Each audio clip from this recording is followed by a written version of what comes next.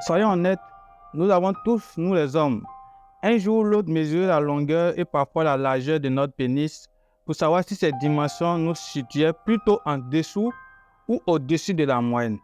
Et en matière de sexualité, avoir quelques centimètres de plus permet de se sentir plus confiant, plus sûr de soi, et cela évite certains complexes. Plus d'un homme sur deux dit ne pas être satisfait par la taille de son pénis. Pourtant, 9 femmes sur 10 disent la taille du pénis de mon partenaire me satisfait. Il existe aussi un certain nombre de femmes pour qui la taille du sexe compte. Non pas la taille réelle du pénis, car le vagin d'une femme fait entre 7 et 9 cm de long. Donc, à partir du moment où son partenaire a un pénis qui fait entre 9 et 10 cm en érection, son sexe remplira complètement le vagin d'une femme.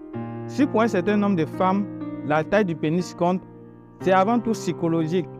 C'est parce qu'elles associent le fait de voir un plus gros pénis à plus de plaisir au lit. Elles sont plus excitées sexuellement aussi parfois le fait de voir un gros pénis.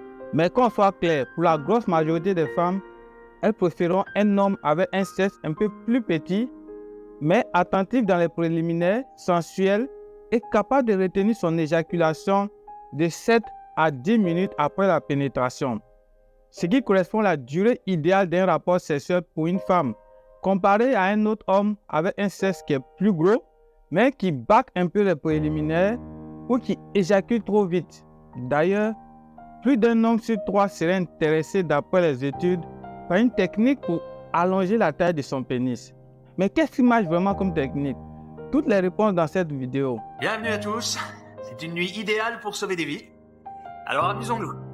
Je suis votre docteur Sadia.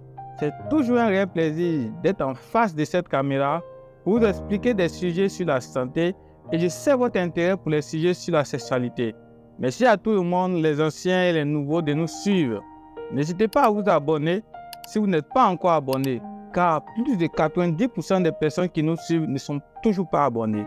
Je reçois plusieurs messages dans ma messagerie Facebook contenant des préoccupations et le sujet de la taille du pénis revient très régulièrement. En plus du problème d'érection, d'éjaculation, il y a aussi la taille du pénis. D'ailleurs, vous pouvez nous suivre également sur Facebook, sur TikTok, sur WhatsApp et Telegram. Et bien sûr aussi sur YouTube. Nous postons tous les jours du contenu éducatif. Passons au sujet du jour. Avant, j'aimerais vous faire quelques petits rappels essentiels. Quand on parle de la taille du pénis, il faut savoir que la taille moyenne du pénis, la longueur en érection, est aux alentours de 12 cm à 14 cm statistiquement. Quand vous avez 12 à 14 cm en érection, vous êtes dans la moyenne. Mais il faut savoir qu'il y a pour certains hommes qui vont au-delà de ça, jusqu'à atteindre 20 cm, voire 21 cm. La deuxième remarque que je voulais vous faire, c'est concernant le micro-pénis. Beaucoup trop de personnes parlent de micro-pénis alors que ce n'est pas un micro-pénis. Le micro-pénis vrai, ça concerne 1% des hommes statistiquement et on pense que c'est de toute façon en dessous de 2% des hommes. Et c'est une problématique médicale à part. Le micro-pénis, ce n'est pas juste une petite taille de pénis, c'est un pénis qui a une taille en érection qui est inférieure à 9 cm et certains experts disent inférieure à 8 cm. Pourquoi c'est important de repérer le micro-pénis? Le micro-pénis d'abord peut être repéré depuis l'enfance. Et il est important pour les mères et les pères d'examiner ou de regarder le sexe de l'enfant car il peut être corrigé déjà avant l'adolescence. Donc, pourquoi il est important de repérer le micro-pénis? Parce que ce n'est pas juste pour le confort de la personne. C'est une problématique médicale et ça peut refléter un problème qui est soit génétique, que ce soit hormonal, qui peut être corrigé avant l'adolescence et ça peut être suite à des traitements qu'on a eu dans l'enfance ou même à des problèmes de cancer pour lesquels on a été traité aussi dans l'enfance ou dans l'adolescence. Donc, il est très important de faire la nuance à un micro-pénis et puis un petit pénis. Donc, ce n'est pas parce que je trouve que mon pénis est une petite taille, ça y est, j'ai un micro-pénis. Non, le micro-pénis, c'est une problématique qui est totalement à part. La troisième remarque que je voulais vous faire, c'est la façon avec laquelle on mesure la taille du pénis. Il y a beaucoup de personnes qui ne savent pas comment mesurer exactement le pénis. On le mesure en érection avec un mètre ruban.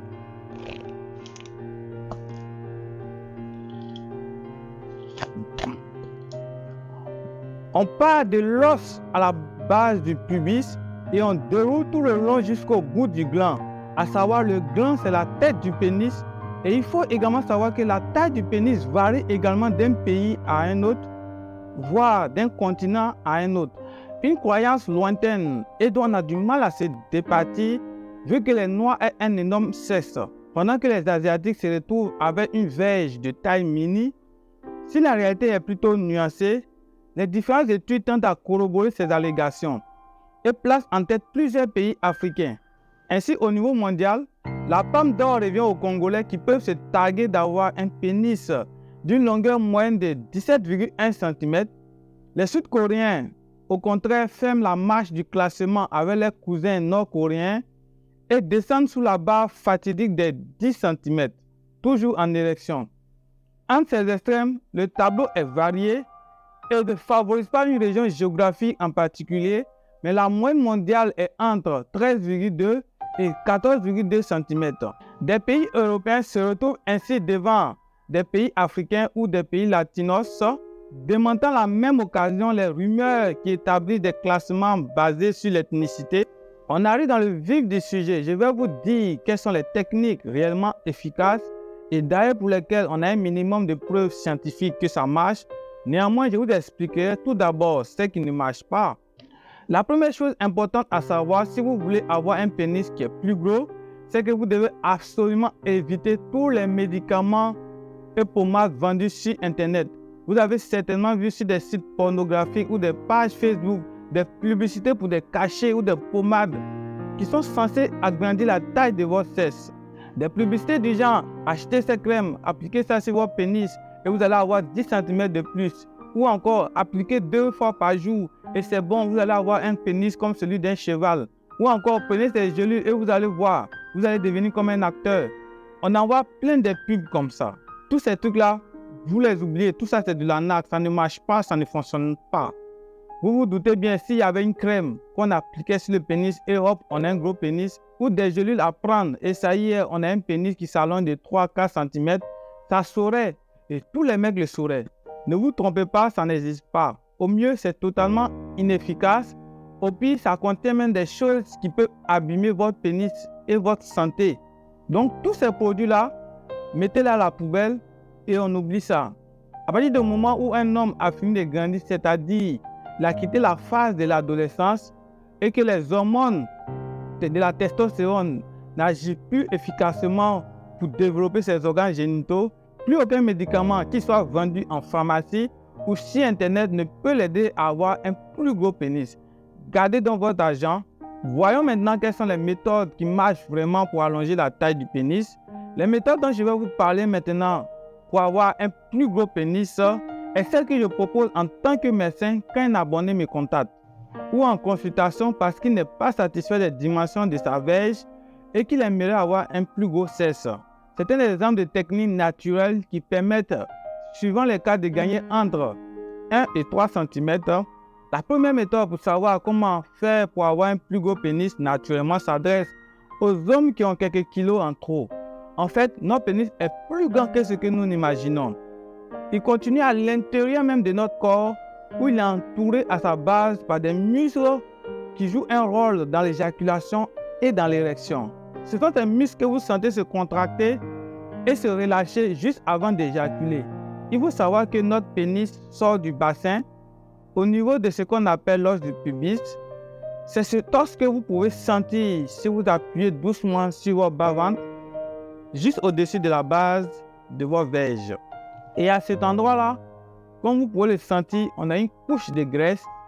Plus cette couche de graisse est importante, plus elle repousse la peau de l'os du pubis, en diminuant d'autant la longueur de la verge. Quand on a du poids au niveau du ventre, la graisse au niveau du ventre va venir combler la partie qui est au-dessus du pénis. Je vous montre ça en schéma pendant que je parle. Donc, si vous avez des kilos en trop, vous devez perdre du volume au niveau de l'abdomen. Ça peut libérer jusqu'à 2 cm de la taille du pénis. Simplement, c'est du pénis qui n'était pas visible et qui devient visible. La perte de la graisse passe par un changement du régime alimentaire en faisant peut-être un petit régime ou en vous mettant au sport. vous allez perdre du poids. Et donc, diminuez l'épaisseur de cette couche de graisse. Pour chaque centimètre que vous gagnerez à cet endroit-là, vous rallongerez d'autant vos fesses d'une façon naturelle et définitive. En plus, c'est une méthode qui est bonne pour la santé, qui vous permettra de vous sentir plus sûr de vous, plus confiant.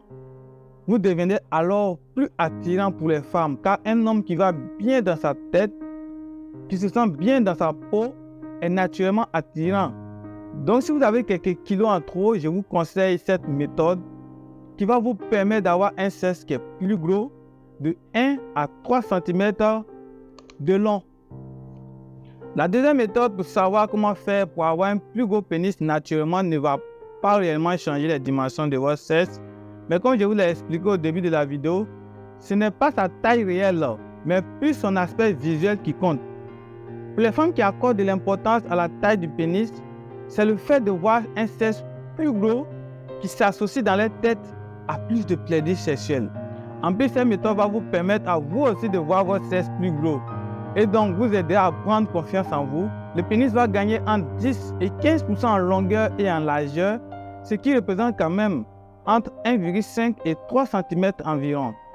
En fait, quand notre cerveau estime la taille de quelque chose, il prend toujours un point de repère. Il se base sur quelque chose dont il connaît bien la taille habituelle et dont la longueur ne change pas. Quand une femme voit un homme nu pour estimer la taille de sa verge, elle ne va pas prendre un mètre ruban et mesurer. Au contraire, son cerveau va se baser sur la taille des poils qui sont à la base de son sexe. Si vous diminuez la longueur de vos poils, mais sans les couper complètement, vous allez tromper le cerveau de votre partenaire. Celle-ci verra votre pénis plus gros. De la même façon, vous-même, quand vous vous regardez dans la glace, vous aurez l'impression d'avoir un plus gros pénis qui est plus long et plus large, ce qui vous permettra d'avoir plus confiance en vous. Si vous regardez les deux points noirs qui sont actuellement à l'écran, l'un des deux vous paraît sans doute plus gros que l'autre. Pourtant, ils font exactement la même taille en millimètres près. Vous pouvez vérifier. C'est juste parce que l'autre a des petits points et l'autre a des gros points qui entourent le cercle noir. Les petits points, c'est considéré comme les poils qui sont coupés. Et les gros points gris, c'est considéré comme des poils qui sont longs, qui n'ont pas été coupés, qui sont touffus, et qui vont donner l'aspect d'un pénis qui est plus petit. Par contre, le point noir qui est à côté, dont les poils ont été coupés, vous voyez, c'est des petits cercles. On voit le point noir comme s'il était plus gros que l'autre d'à côté. Sachez que c'est le même phénomène qui va agir dans le cerveau de la personne qui vous verra nu et dans votre cerveau à vous-même. Quand vous vous regardez dans le miroir, par contre, il est important que vous ne rasiez pas complètement les poils à la base de votre pubis, car dans ce cas-là, le cerveau de votre partenaire n'aura plus du tout de point de repère. Et ce petit truc pour avoir un plus gros pénis ne pourra plus fonctionner, malheureusement. La prochaine méthode consiste sur les techniques d'étirement du pénis. Nous verrons ensuite les techniques d'étirement appliquées sur le pénis. Les techniques d'étirement du pénis, on a quelques preuves scientifiques que ça peut améliorer. Et ces preuves scientifiques sont basées sur quoi? C'est basé sur le fait que dans notre corps, en dehors des parties osseuses, dès qu'on étire sur une partie molle, il faut savoir que ce qu'on appelle une partie molle, c'est de la chair, c'est-à-dire des muscles, de la peau, du tissu conjonctif, des artères et des veines. Ce sont des parties molles. Dans le pénis, on n'a pas d'os. Quand on étire quelque chose dans notre corps qui ne contient pas un os, à force de tirer dessus, ça peut se développer et ça peut se étirer. Donc tout ce qui est de l'ordre du tissu moelleux ou tendineux, on sait qu'en tirant dessus, ça peut finir par se détendre. Évidemment, pas à l'infini. Au niveau du pénis, ça peut aller jusqu'à 1 cm, maximum 2 cm de cette façon-là. Mais pour que ça marche, c'est assez contraignant. Il faut que ça soit quelque chose de durable. Vous vous doutez bien, par exemple, pour le lobe de l'oreille, si je porte une boucle d'oreille une demi-heure par jour, c'est pas ça qui va allonger mon lobe d'oreille. Je vous mets des images d'un peuple africain qui, à force de porter des boucles d'oreilles ou des objets au niveau de leurs lèvres, on finit par allonger les lèvres ou bien les oreilles. Donc, si je porte une boucle d'oreille tous les jours pendant des mois, c'est ça qui va allonger la taille de l'oreille. Donc, ça doit être consistant et prolongé. Donc, après ces explications, on passe maintenant aux différents exercices. J'ai sélectionné les meilleurs exercices pour vous que vous allez voir par la suite. On passe au premier exercice d'étirement du pénis. Pour notre premier exercice, nous avons l'exercice du jerk. Et l'exercice du jerk, c'est quoi? Vous allez le savoir de suite. Avant de pratiquer l'exercice du jerk, on prépare d'abord le pénis. Pour préparer le pénis, on fait quoi? On chauffe le pénis, mais en quoi faisant encore? On va considérer que mon bras est mon pénis et que ma main, c'est la tête du pénis.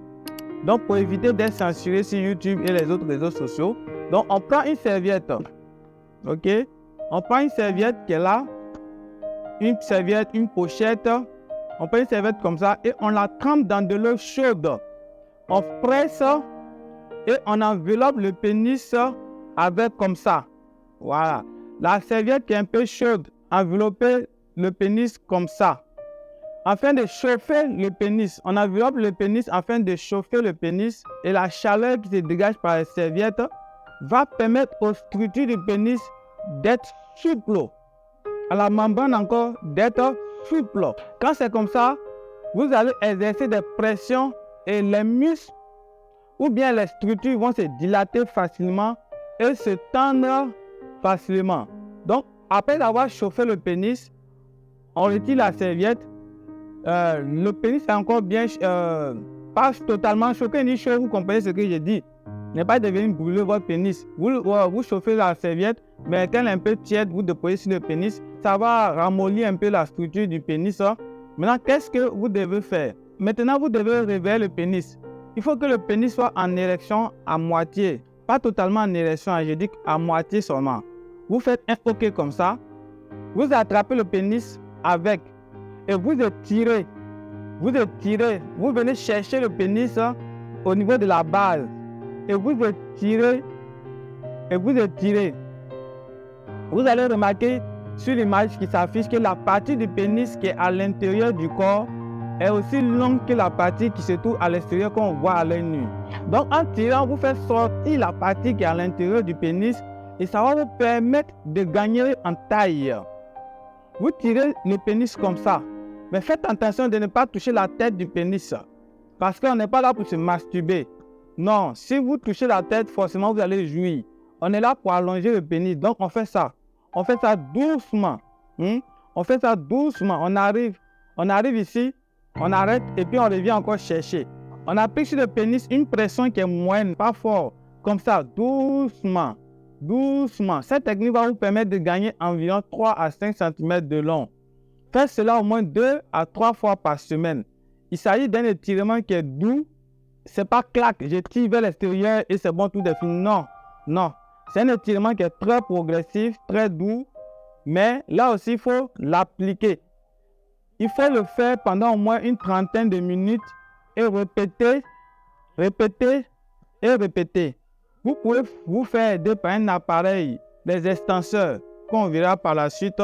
Après cet exercice, on passe au suivant. Notre prochain exercice qui suit, c'est l'exercice de Kegel. C'est un exercice vraiment que j'adore. Moi-même, je le pratique cet exercice. Et c'est un exercice qui est beaucoup bénéfique. Oui, en fait, cette méthode ne va pas changer réellement les dimensions de votre sexe. Pourtant, celui-ci paraîtra plus puissant. Il se tiendra mieux aux yeux de la personne qui vous verra, surtout en érection. Il s'agit ici de renforcer les muscles qui sont à la base de votre pénis. Ce sont les muscles du périnée. Et les muscles du périnée jouent un rôle dans la qualité de l'érection. Vous aurez une érection qui est plus dure, mais aussi dans la tenue de votre sexe. Ce sont des muscles qui vont vous permettre de redresser votre verge quand vous êtes en érection. En tant que médecin, je le fais moi-même tous les jours. Pour contracter le pénis, c'est assez simple. D'abord, il faudra localiser le périnée. Et le périnée, c'est quoi? Le périnée, c'est l'espace entre les testicules et l'anus. Pour localiser les muscles du périnée, encore appelés muscles pubo-coccygiens, il suffit de placer vos 2 doigts entre les testicules et l'anus. Vous pouvez appuyer là-dessus comme ça. Vous pouvez appuyer là-dessus comme ça. Et vous faites comme si vous voulez stopper vos urines ou bien comme si vous voulez empêcher la diarrhée de sortir. Vous vous concentrez, vous allez voir que vous allez sentir une contraction à ce niveau-là. Vous allez sentir des muscles qui se contractent. Si vous faites ça en ce moment que je vous parle, vous sentez quelque chose qui travaille derrière vos testicules jusqu'à vos anus. Ce sont les muscles de votre périnée. Mais attention, le pénis d'un homme ne se contracte pas d'un seul coup. Il faut le faire plutôt en marche d'escalier, doucement, doucement. Donc, une fois que vous l'avez contracté, sans le relâcher, essayez de le contracter encore et vous allez voir que vous pouvez aller plus loin dans la contraction. Puis même une troisième, voire une quatrième fois pour atteindre l'intensité maximale de l'effort. Je vous ai dit, c'est en marche d'escalier. Vous contractez une fois, deux fois, trois fois et vous augmentez l'intensité. Ensuite, vous relâchez le muscle et laissez-le se reposer pendant 7 à 8 secondes avant de recommencer. Le but de cet exercice va consister à faire quoi au fait? Il consiste à concentrer ces muscles plusieurs fois avec des rythmes qui sont variés. Vous pouvez également accélérer la contraction. Idéalement, faites une dizaine de contractions avec à chaque fois 7 à 8 secondes de repos. Et si possible, 3 séries par jour. Par exemple, une série le matin, une le midi et une le soir. Vous pouvez faire cet exercice partout où vous êtes. Dans le bureau, dans la voiture, partout où vous êtes. C'est une méthode qui est très puissante, qui prend quelques semaines pour être vraiment efficace. Mais vous verrez qu'au bout de 3 à 4 semaines, vous aurez une érection qui est plus dure et que votre pénis en érection se tiendra plus droit, paraîtra plus puissant aux yeux de votre partenaire. Cet exercice va vous permettre de soigner d'abord l'éjaculation précoce. Ça va vous donner une forte érection. Ça va vous donner un puissant orgasme. Ça va vous permettre d'avoir un orgasme sans éjaculer. C'est beaucoup bénéfique. Si vous désirez en savoir plus sur cet exercice, vous pouvez regarder l'une de nos vidéos intitulée « Comment se remettre au sexe après une longue période d'abstinence ». Et j'explique plus en détail cette technique et la vidéo s'affiche à ma gauche. Après cet exercice, on passe au suivant. Alors ici, nous avons l'exercice de l'étirement du pénis par rotation. Ça veut dire quoi? Quand vous êtes en érection, vous attrapez toujours le pénis, vous tirez dessus. Voilà. Vous venez jusqu'à la base, vous tirez là-dessus, mais vous changez maintenant de sens. Comme ça, vous changez de sens. En tirant, vous changez de sens. En tirant, vous changez de sens. Vous pouvez utiliser une pommade afin d'éviter une friction et une douleur au niveau du pénis. Voilà. Vous utilisez la vaseline. Pour les Africains qui connaissent cette pommade, vous pouvez utiliser aussi le beurre de karité. Vous faites circuler le pénis dans différentes directions comme ça. Toujours en tirant là-dessus. Comme ça. OK? Vous pouvez changer aussi de sens comme ça. Comme ça. Cela va vous permettre de gagner toujours en longueur. Maintenant, on passe à l'exercice du pouce. Ici, l'exercice du pouce est très important. C'est parce qu'il permet de gagner ici en largeur. OK? Donc, l'exercice du pouce consiste à faire quoi? L'exercice du pouce consiste à poser votre pouce sur le pénis. Voilà, à poser votre pouce sur le pénis comme ça. Je le pose sur le pénis comme ça et j'appuie là-dessus. J'appuie là-dessus en tirant vers la tête. J'appuie là-dessus en tirant vers la tête. J'appuie là-dessus en tirant vers la tête. Vous allez voir que le pénis va être plat. Le pénis va être plat, il va s'élargir d'une manière comme ça et même se courber. Et se courber comme ça. Comme ça, voilà, comme ça. Cela va vous permettre de gagner en largeur et en longueur à la fois aussi. C'est pas tout. Vous pouvez varier ce mouvement en tirant le pénis vers la gauche, vers la gauche, vers la gauche, ou vers la droite comme ça. Tirez aussi vers vous, tirez aussi vers vous, tirez aussi vers vous, vers le haut, vers le bas. Dans tous les sens. Dans tous les sens. Dans tous les sens. Cela va vous permettre de gagner en taille aussi et d'élargir la taille du pénis. Après, vous pouvez terminer par des mouvements de caresse, comme ça, du haut vers le bas, du haut vers le bas, comme ça. Cela va vous permettre de détendre le pénis, faire circuler normalement le sang. Voilà. Après plusieurs essais et plusieurs semaines, vous allez constater que votre pénis commence à s'élargir et à gagner en taille. Si vous avez plus de moyens, vous pouvez acheter des appareils qui sont conçus pour effectuer des mouvements d'étirement du pénis. Il en existe plusieurs. Nous allons voir ceux qui ont montré leur efficacité. Par exemple, le vacuum. Le vacuum est un appareil qu'on met sur le pénis. On fait le vide et on étire le pénis. On sait que c'est quelque chose qui peut jouer sur la taille du pénis, mais à condition de l'utiliser plusieurs fois par jour et qu'à chaque fois qu'on l'utilise, on laisse étirer pendant au moins une demi-heure pour que ça ait une bonne conséquence. Or, c'est assez contraignant de le faire de cette façon-là. Ces appareils-là sont d'ailleurs vendus souvent sous le nom de développeurs du pénis. Sachez que c'est hyper contraignant ces appareils-là. D'ailleurs, les études qui ont été faites avec le vacuum montrent que l'effet est plutôt limité. C'est surtout intéressant de l'utiliser s'il y a une rétraction de la taille du pénis dans le cadre d'une problématique médicale comme la maladie de Laparonie, ou après une opération pour un cancer de la prostate qui est une maladie qui va étirer le pénis vers l'intérieur. Donc c'est dans cette situation-là qu'on propose d'utiliser cet appareil qui est le vacuum. Nous avons ensuite aussi les extenseurs. Et c'est probablement les extenseurs pour lesquels on a le plus d'études scientifiques qui montrent que ça a l'air d'apporter quelque chose vraiment. Mais c'est contraignant également aussi. C'est-à-dire dans les études, on voit qu'on peut gagner 1 cm, 1 cm et demi, parfois même aller jusqu'à 2 cm. Mais n'oublions pas que dans les études, ce sont des personnes qui suivent le protocole de façon rigoureuse. C'est-à-dire qu'ils mettent l'appareil 1 demi-heure par jour les premiers jours, puis 1 heure par jour les jours suivants, puis 2 heures, 3 heures, 4 heures. Il y en a qui peuvent le porter jusqu'à 6 heures par jour, parfois plus, voire 8 heures par jour, pour pouvoir obtenir des résultats. Et il y a aussi une précaution quand on utilise n'importe quelle méthode d'étirement sur le pénis. On y va très progressivement, que ce soit manuel, que ce soit avec du vacuum, que ce soit avec des extenseurs. On ne doit jamais, je dis bien jamais avoir mal. Si on a mal, c'est qu'on a étiré jusqu'à déchirer quelque chose à l'intérieur. Or, toute blessure à l'intérieur peut donner une cicatrice et la cicatrice n'est pas élastique. Au contraire, elle peut tirer vers une cicatrisation qu'on appelle fibrotique, c'est-à-dire ça fibrose et ça se rétracte un tout petit peu. Donc, quelle que soit la technique que vous utilisez, ne jamais forcer. Si vous sentez que ça fait mal, c'est qu'il faut diminuer un peu l'étirement. Choisissez d'ailleurs des extenseurs de qualité. Ceux qui coûtent moins cher, quelques euros en quelques générales, ça va casser. Ça risque même de vous blesser. Les extenseurs de qualité, leur prix commence au minimum à 80 euros.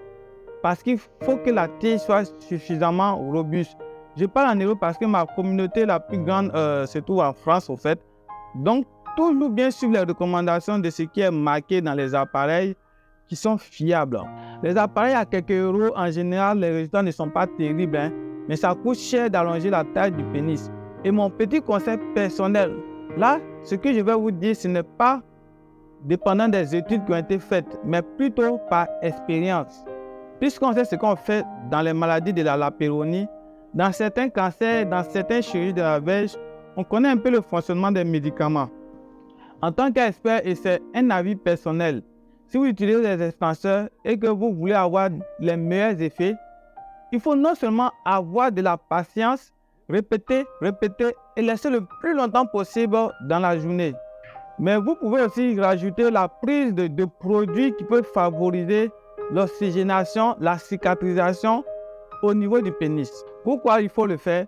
Parce qu'en étirant dessus, bien sûr, il faut aussi que les veines et les artères suivent. Il faut que le sang arrive de façon correcte. On peut utiliser certains produits qui aident, à mon avis, à améliorer. Il y a par exemple de la L-arginine qui aide les artères à cicatriser. Et donc, ça peut favoriser l'entrée de sang et d'oxygène dans les microcirculations sanguines du pénis. Ou parfois aussi, on peut utiliser une toute petite dose de tadalafil, qui est un médicament qu'on utilise pour l'érection. Et c'est simplement lié au fait que les médicaments de l'érection aident aussi à congestionner le pénis avec du sang. Et ça peut être intéressant quand on veut augmenter la taille du pénis à toute petite dose, simplement pour aider la cicatrisation. C'est un avis d'expert personnel. Quand je vous dis quelque chose qui est recommandé, je vous le dis, voilà ce qui est recommandé. Quand c'est un avis d'expert, je vous dis, ça c'est mon avis d'expert. Et là, je viens de vous donner mon avis d'expert personnel. Autre méthode qui est utilisée, ce sont les injections. Alors, souvent, c'est pour augmenter la circonférence, le volume et pas la longueur du pénis. Je vous le déconseille, c'est une technique qui n'est pas du tout mise au point. Il n'y a pas de consensus dessus et les sociétés de médecine esthétique et de chirurgie ne se mettent pas d'accord complètement sur ce qu'on peut faire ou ne pas faire. En plus, c'est peut-être l'une des techniques pour laquelle on voit le plus de complications, de dégâts, des infections, des déformations de la verge, etc. Et donc, personnellement, je la déconseille et de toute façon, les sociétés savantes actuellement disent qu'ils ne peuvent pas se prononcer dessus. On arrive à la dernière technique qui est la chirurgie. sachez que la société spécialisée en neurologie et aussi en médecine esthétique sont assez d'accord pour dire que la chirurgie peut allonger la taille du pénis, encore appelée pénoplastie. Elle doit être surtout réservée aux personnes qui ont un micro-pénis vrai, ce qu'on a vu au début de la vidéo, qui ont une taille en érection inférieure à 9 cm. Cette personne-là peut faire de la chirurgie, c'est-à-dire qu'il y a une problématique médicale du micro-pénis, mais elle présente pas mal d'inconvénients aussi. Elle pourrait être proposée à des personnes qui ont un complexe de petit pénis, mais qui ont un pénis qui n'est ni anormal, ni aussi complètement dans la moyenne, de 10 à 11 cm en érection. Effectivement, si la personne est gênée par sa taille, on pourrait réfléchir à la chirurgie, mais à condition d'agir sur ce que je vous ai dit tout à l'heure, c'est-à-dire à l'anxiété liée à cette taille du pénis, les idées obsédantes liées à la taille du pénis, parce que quand on se fait opérer, si on avait une problématique psychologique avant d'être opéré, je peux vous garantir que ce n'est pas l'opération qui va faire partie des obsessions et la problématique psychologique. On trouvera toujours que notre pénis est de petite taille, même si on se fait opérer. Si on a une dysmorphobie, par exemple, tout d'abord, la chirurgie est très coûteuse, plusieurs milliers d'euros. Ensuite, comme toute opération chirurgicale peut présenter des risques. Et enfin, les résultats sont modestes. Donc, la chirurgie peut être proposée dans certains cas et la chirurgie est reposée essentiellement sur la technique de couper le ligament suspenseur. Alors, je vous montre ce que c'est le ligament suspenseur. Ici, vous avez l'os du pubis et c'est la partie dure que vous sentez au-dessus du pénis quand vous appuyez. Ici, vous avez le pénis et là, ce que vous voyez fléché, c'est le ligament suspenseur du pénis. C'est ce qui fait que quand on est en érection, par exemple, le pénis est tiré vers le haut. C'est ce qui fait aussi que le pénis est maintenu en érection. D'ailleurs, chez certaines personnes, le ligament peut être hypertrophié, très costaud et très court. Ce qui fait qu'en érection, le pénis a du mal à sortir. Et quand on est en érection, le pénis est remonté très haut vers le corps. Souvent même qui est plaqué contre le corps. Souvent les hommes le repèrent très vite. Mais certains hommes ont un ligament tout à fait normal. Il y a des personnes qui se mettent en érection nette, le pénis monte en même temps qu'on va ça se colle au ventre. Voilà, ce sont des personnes qui ont des problèmes. Sachant que ce ligament retient le pénis, quand on l'a vu avant, la partie du pénis qui se retrouve à l'intérieur est plus grande que celle qui se trouve à l'extérieur. Donc si on l'opère, si on l'incise ou bien on l'enlève, le ligament toujours, il va se passer quoi? Au résultat, le pénis peut être encore plus tiré vers l'extérieur puisque le ligament ne retient plus le pénis à ce niveau-là. C'est quand même une opération, ce n'est pas anodin. Il existe aussi d'autres types de chirurgie, mais c'est celle-là qui est la plus standardisée, on va dire. Il peut y avoir des conséquences, il peut y avoir des infections, il peut y avoir quelques complications. Donc ça doit être fait par des chirurgiens qui ont de l'habitude, qui sont spécialisés d'ailleurs dans la chirurgie de la verge pour ne rien abîmer. Et ça doit toujours être fait après avoir eu un accompagnement par des sexologues avant et après parce que les changements, même s'ils sont positifs, peuvent perturber également.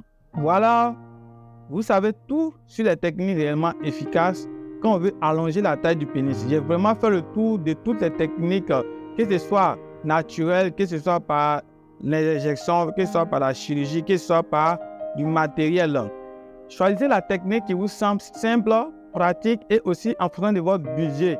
Et mettez celle que vous avez choisi de pratiquer dans les commentaires afin aussi d'orienter ceux qui regardent la vidéo.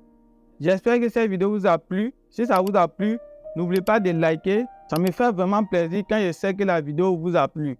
N'oubliez pas de mettre des commentaires, poser des questions. N'oubliez pas surtout de vous abonner et continuez à nous suivre parce que j'ai encore plein de sujets à vous raconter. D'ailleurs, on se retrouve très prochainement pour une nouvelle vidéo.